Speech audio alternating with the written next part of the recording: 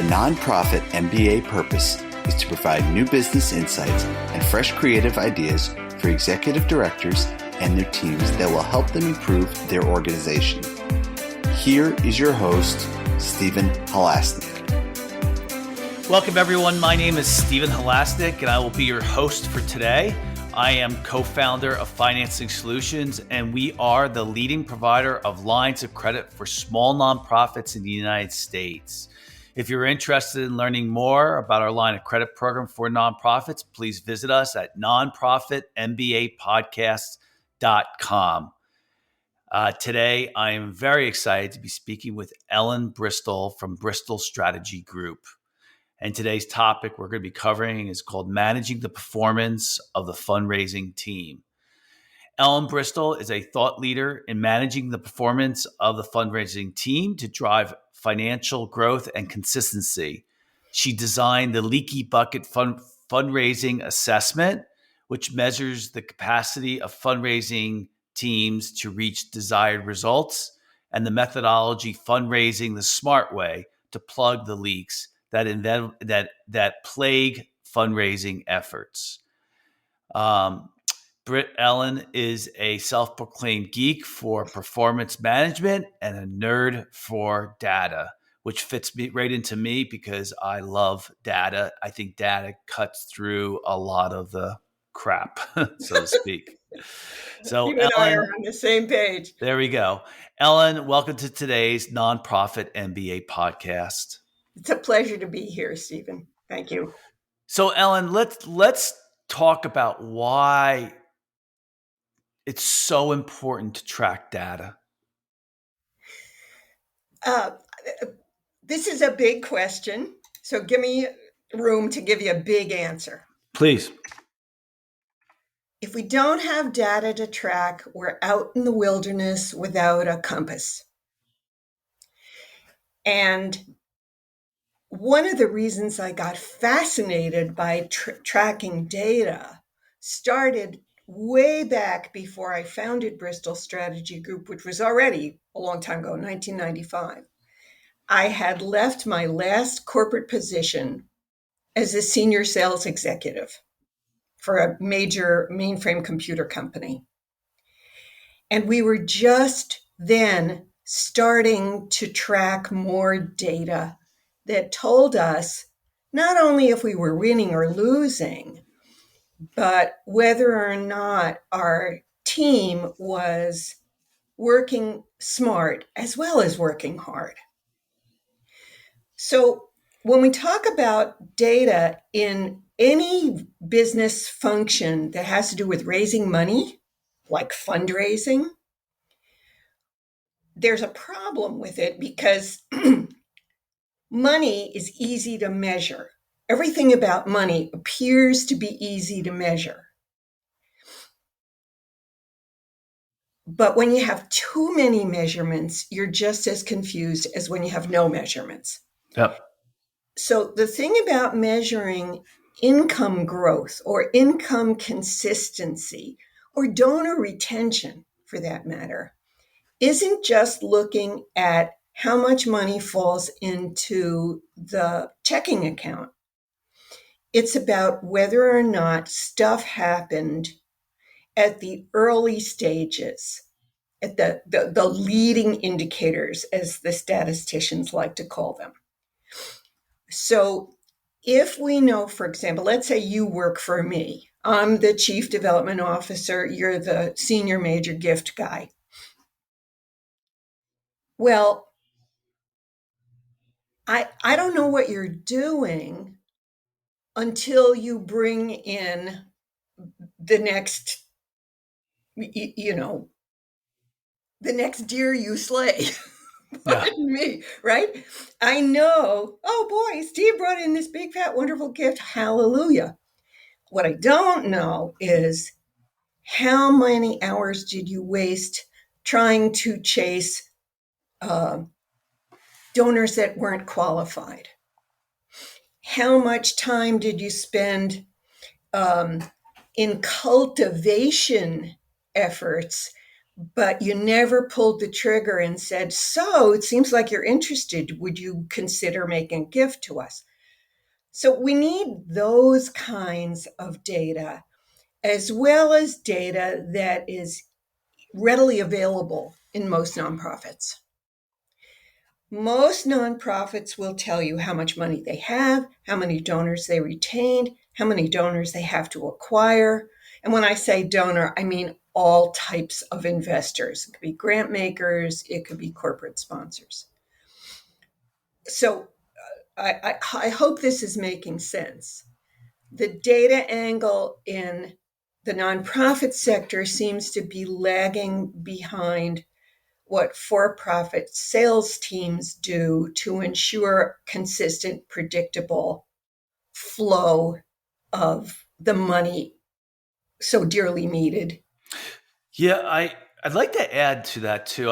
I saw something today, and I said, I read something today that I thought, boy, that was really good. It's a very short Yes, sentence. It said, uh, just the act of measuring something will improve the results of it. And I thought, wow, that's pretty prophetic. that's You know, powerful and prophetic. And if you look at I'm kind of I'm a real geek about this stuff because I know the history of all the over 100 years of management theory and discipline around measuring stuff. And it goes all the way back to the 1890s with Frederick Taylor's improvement initiatives. So that was the first thing he discovered. If people know that they can measure whatever it is, they're going to pay a lot of attention to whatever it is. yeah, In the yeah, nonprofit sector, one of the most glaring problems that's been shown by the famous fundraising effectiveness project, that big project that's been running since 2006 by Association of Fundraising Professionals. Year after year after year, they say, oh boy, howdy, we're losing money because donor retention rates are frankly deplorable. They hover around 40%. Well, flip that data over and you say, oh, we're not retaining 60%, as in, gee whiz, what's wrong with you? And more power to the FEP project. It's very valuable, but I find that the recommendations they make to improve donor retention are tactical.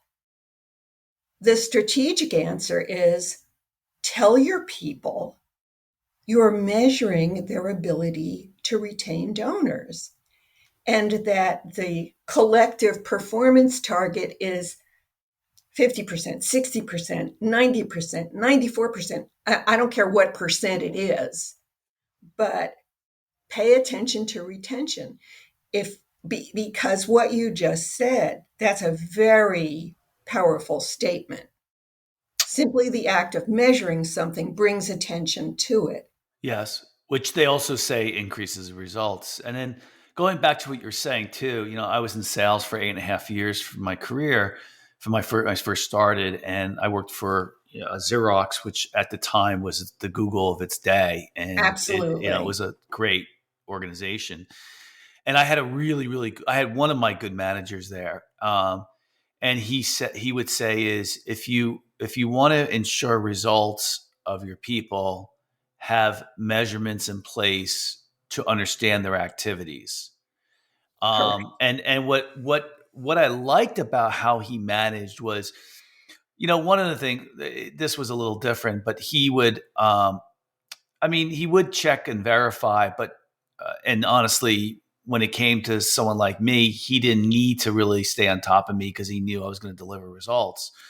But what he did do was to understand what his people were doing on an activity basis to then determine what the outcome was going to be. So that way he wasn't surprised if the results didn't come through or if the results did come through. Correct. So how many calls did you make? how many appointments did you go on? Those type of things. Everybody's business is different, but he would say if you measure the activities that someone's doing, you're going to know what the outcome is. Absolutely. I'll never forget a client of mine. I sometimes we do business with for-profit companies. Yeah. Okay. Most of them are companies that have products or services that they sell into the nonprofit sector, like myself. So this one guy said, I'm really concerned about Jack. He's my senior guy. He seems to be increasingly disengaged. Here's a copy of his pipeline. He swears to me he's going to bring in what I want. I said, it's not possible.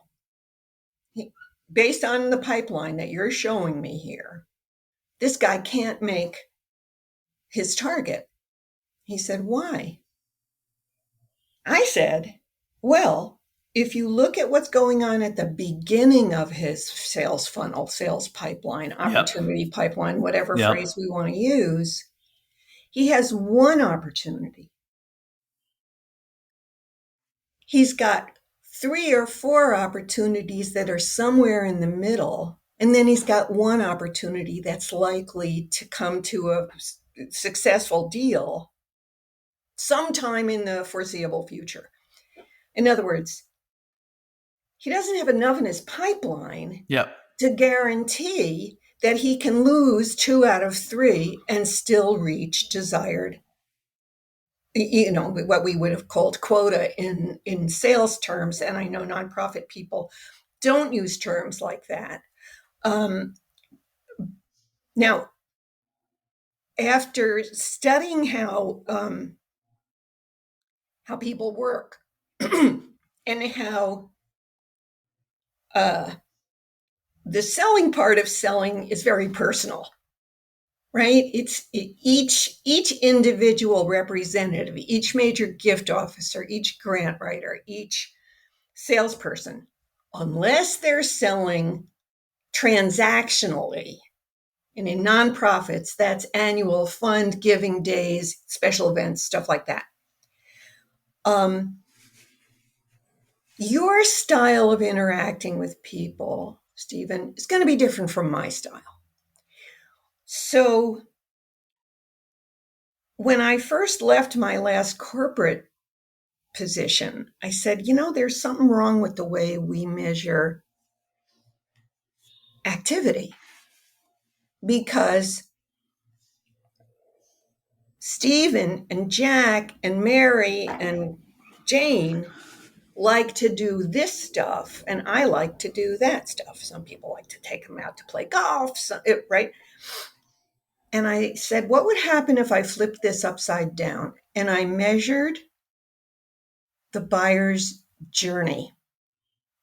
What steps do I want the buyer, or in the nonprofit sector, the donor, to take as a result of my activities, so that I could use the activities that are congenial to me, and you could use the activities that are congenial to you.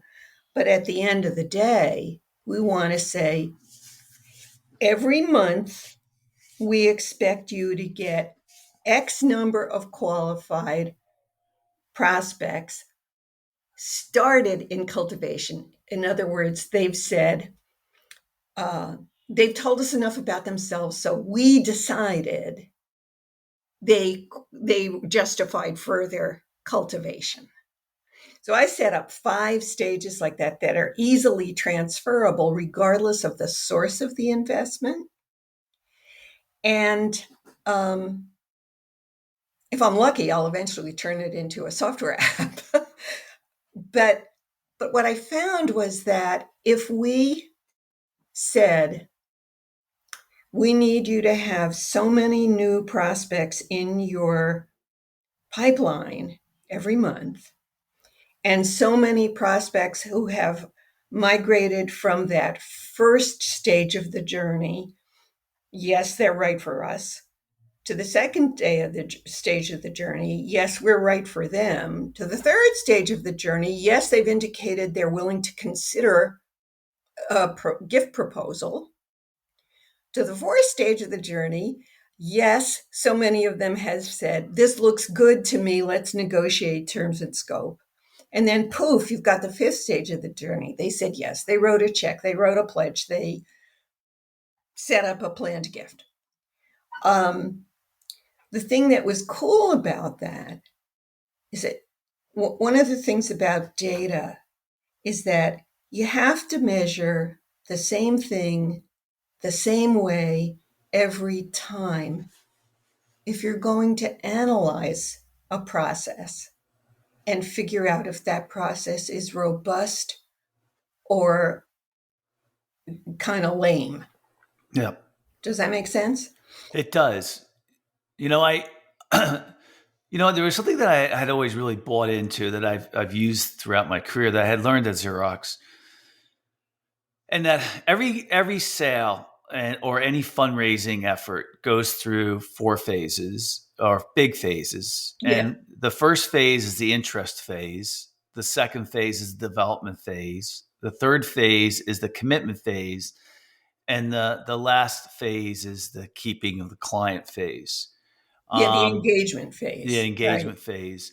And then inside of, I've had a number of different companies that I've owned. And now inside of the interest phase, the development phase, and the commitment phase, and the, keeping them engaged phase, every industry has its own sub phases inside of those. Mm-hmm. And so I think as a nonprofit, if an executive director who is using, maybe they don't have anybody as a fundraiser, and maybe they're doing it themselves, or maybe they have somebody else that is doing some of it with them. If you just track how many clients, how many potential donors you have that are in the interest phase, and Mm-hmm. track how many of them have moved to the development phase, and then track how many of them are getting close to the commitment phase, and so on and so forth, You're home free. you're home free, right?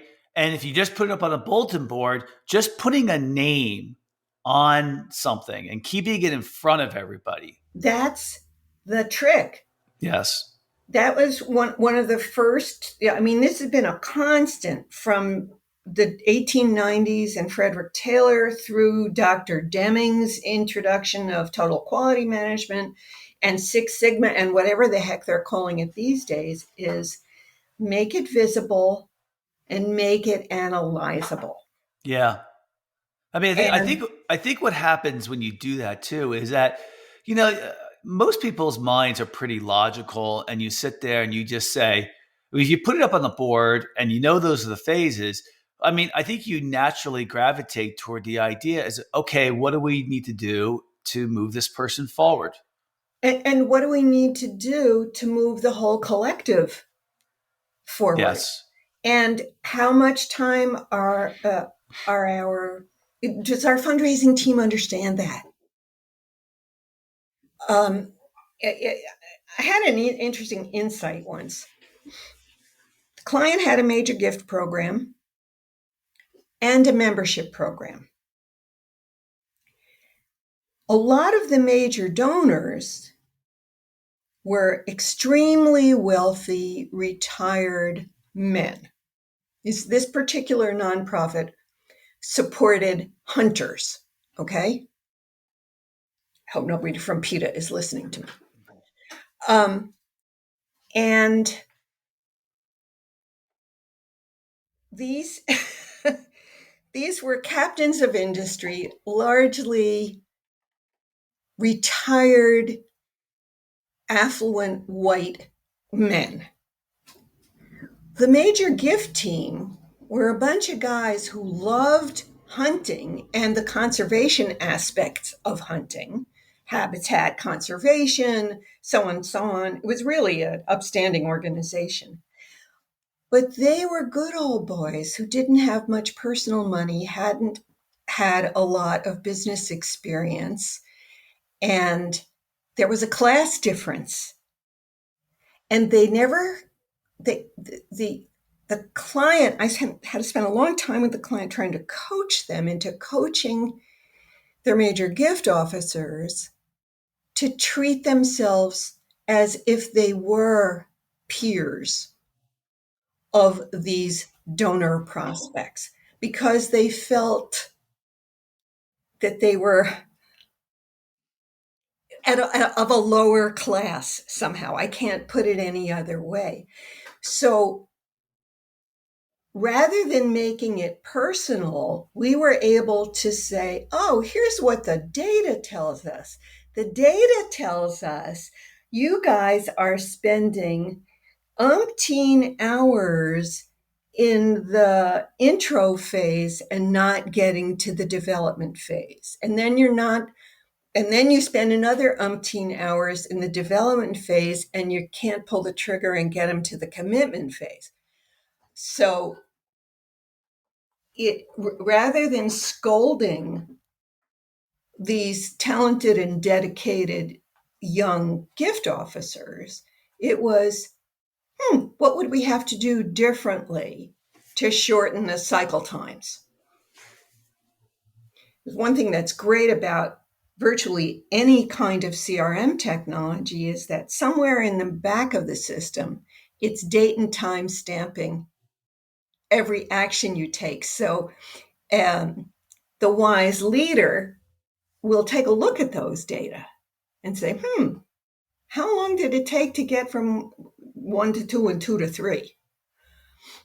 So that's one of the reasons, to go back to your initial question, why I think data is so important. It's not, the reminder factor, the posting of targets and performance expectations is hugely important. The second step is comparing progress against targets. And the third step is trying to figure out what's going wrong upstream that might be easy to solve relying on data and evidence rather than the bad managers I've had over the years have come back and say, where's your killer instinct? And you can be replaced and stuff like that. That's honestly doesn't make a person love their job. Right. Right? So I've become such a metrics and performance lunatic because I can see ways that you can engage your staff more humanely and give them, if they don't know how to do something, or if leadership's not providing the resources, the data will tell you. Tell me about a real case scenario. Like most of our listeners here are all small nonprofits under 5 million, right? Right. On average, maybe $1.5 million. I've So, worked with lots of those oh, you companies. have. That's good. Yeah. So, tell me a scenario where someone came to you and said that Ellen, we have no process at all for getting large donations. And I really need to start building a process. And Right. tell me about what you started off with them on and then where they ended up. Okay. So where I started off with them, this is a real client. I'm not going to name them, but they ended up as a great success story, serving a disabled population. Okay. And their one fundraising professional suffered from the same disability. Okay. First thing we did was to clarify what their value proposition was. We didn't even start with metrics. It was kind of like, hey guys, what are you really selling around here? Why should, in other words, let's figure out why people should care about you in the first place. And then we went from there to, okay, you raise a lot of money from state funds and from foundations. You also raise a nice proportion of your money. They were made about $2 million a year. but only about 25% of it came from philanthropy. And a chunk of it came from state money, big chunk. But they wanted to build up their philanthropy program for any number of reasons. Okay, now we are clear on what you offer to people in the community you serve, which was both a disability and a geography. So who's your ideal donor? How can you tell the difference really fast between a donor who's likely to give you a larger gift and one who's going to be DOA, dead on arrival, where you'll work and work and work and work, and they'll finally give you something, and you get the whole idea.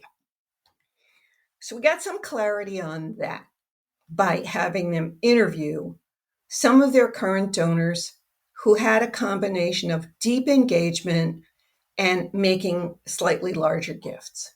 So the next step was, let's set up this pipeline target for major gifts, like I just described, with the 5 stages that lead from introduction through commitment to through development to commitment.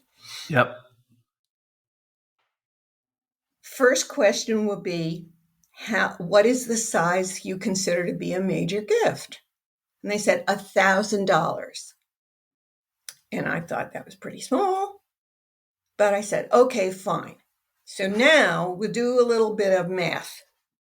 How much do you want to raise from major gifts? Oh, yeah, $50,000.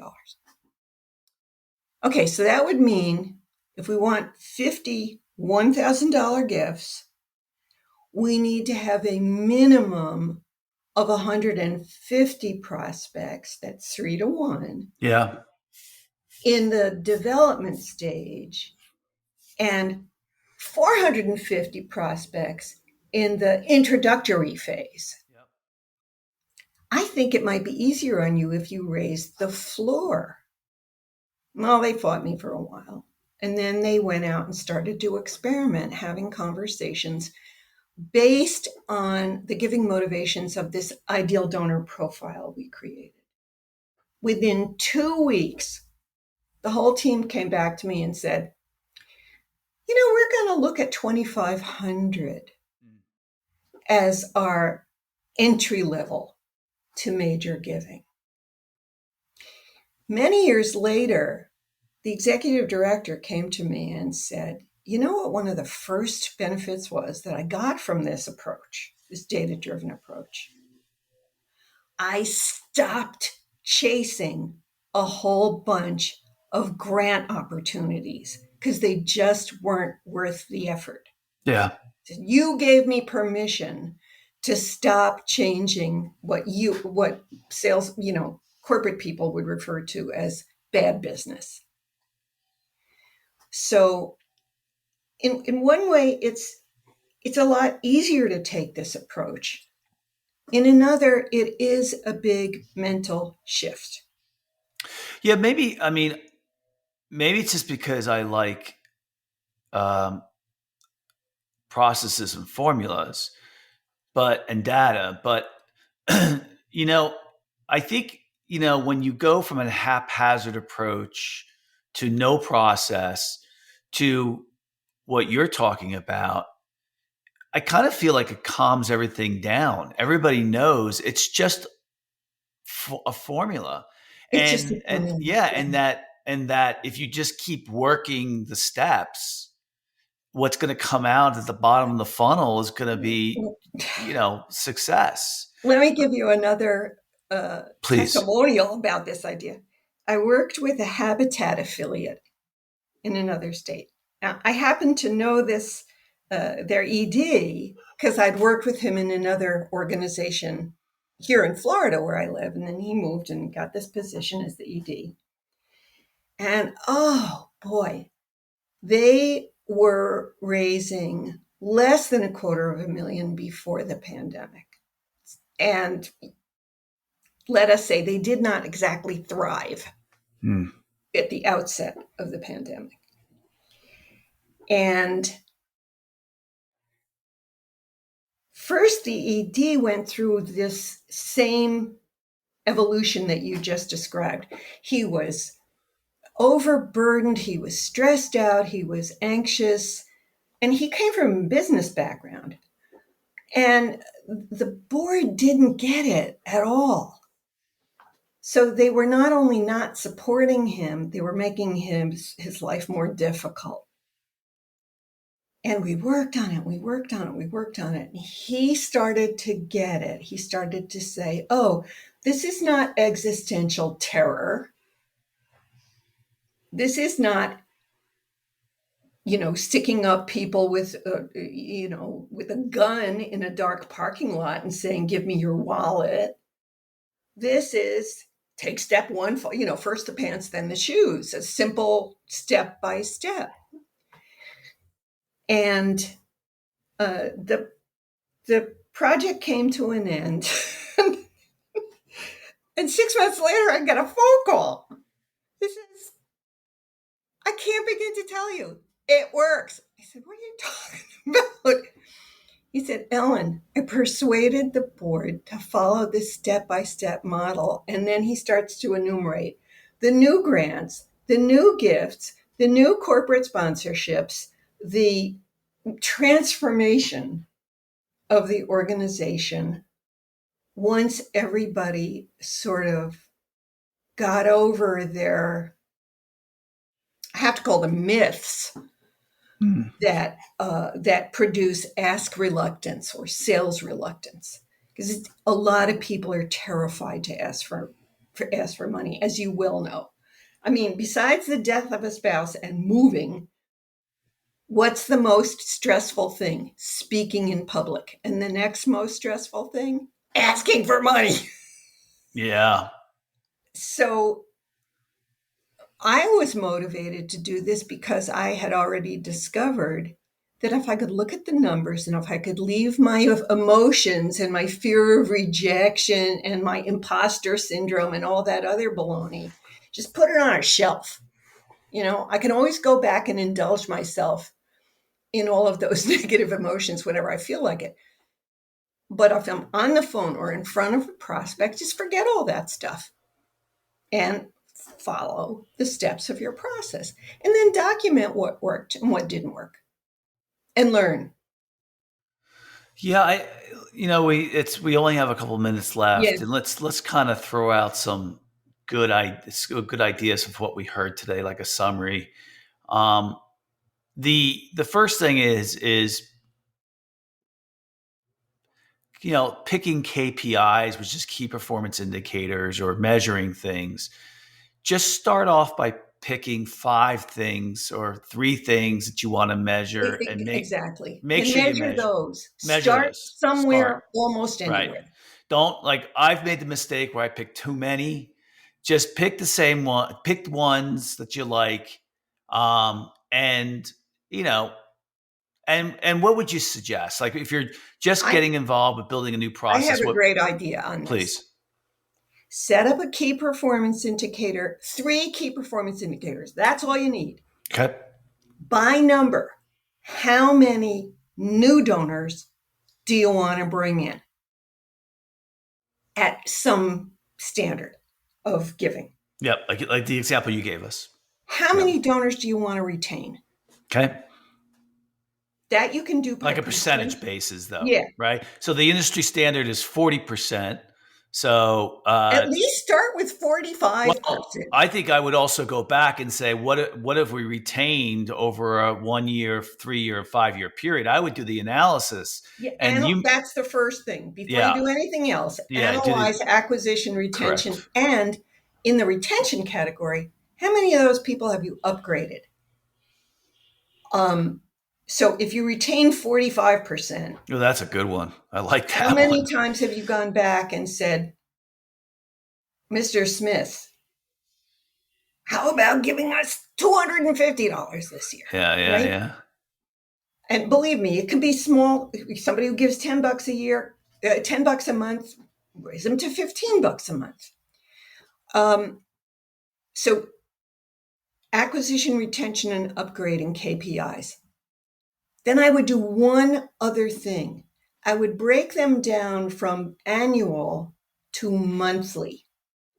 More frequently than once a month is too frequent to measure this stuff. Once a year is too infrequent. To once a So is quarter. once a quarter too infrequent. Yeah. And then just play with what you got. Yeah. And I would add one last one, and that Okay. is how many new people, and I'm talking about big donors type of Yeah, we're scenarios, talking about big investors. yeah, not like, a $10 one or something like that. I think that's fine for you, the methodology you're talking about. But how many big donors do we have in a queue that are in the initial interest phase? And Right. that could be, we know somebody like that. Someone recommended it to this person gave us a donation in the past, and we know that they have a lot of money, or something like that. Right. So start to track their names and how many people you have in that queue, um, and put it, like Exactly. like I said, put it on an Excel spreadsheet, or put it up, their names up on the bulletin board, so that you start to go from there, and then you could start going further, but not in. Yeah, you really don't need to get yourself, especially if you're a small organization, don't worry about your donor management platform, because few of them have, for the smaller organizations, they don't have pipeline management tools. Come to me, I'll give you my Excel spreadsheet pipeline tool. Yeah. Yeah, I think those are some great starts. And I know we're going to talk a little bit about, or not talk about, we're just going to, in a second, Ellen will give you her website and everything like that. I know she's got more stuff on there as well. So I'd like to really thank so very much Ellen Bristol from Bristol Strategy Group for coming on today's podcast. And if you like today's podcast, please feel free to share it with a friend, and also subscribe on your favorite podcasting app. The Nonprofit MBA podcast has become very popular. We're in the top 3% of all podcasts in the world right now for nonprofits. And if you like today's podcast or any of the other ones, please do me a favor. Just give us a 5-star review. It really helps get the word out, and it would really be appreciated. And of course, if you're looking for a line of credit for your nonprofit, or if you just want to see what's alike, it costs nothing to set up. It costs nothing when it's not being used. It just makes complete sense. Please visit us at nonprofitmbapodcast.com, or call us at 862-207-4118. Ellen, if anybody wants to get some more information, or if they want to get in touch with you, how would they go about doing that? Visit the website, bristolstrategygroup.com. Email me, ellen@bristolstrategygroup.com. And on the website, you're going to find a lot of opportunities to fill out forms saying you're looking for specific things. You can download stuff from our resource library. I am terrible about answering the phone if I don't know who you are, but my phone number is 786-554-2666. Text me at that address and make sure to leave me your name. I'm much more likely to respond to a text. Yeah, and that's Bristol, Bristol. So just so Correct. everybody, when they go into it. So I'd like to thank everybody. And Ellen, thanks for coming on today. I'd like to It's been a thank pleasure. all of our listeners out there. You guys are making the world a better place every single day. Ellen and I have to do our part. We all have to do our parts. We're all connected. We're all part of the human race. But I want to thank you, our listeners in particular, because you're really out there doing the heavy lifting. And I want to thank you all for what you do. And don't forget to just make sure you also take care of yourself, because you're one of the key people really making a big difference in your organization, and you have to be taking care of yourself. So everybody have a fantastic day.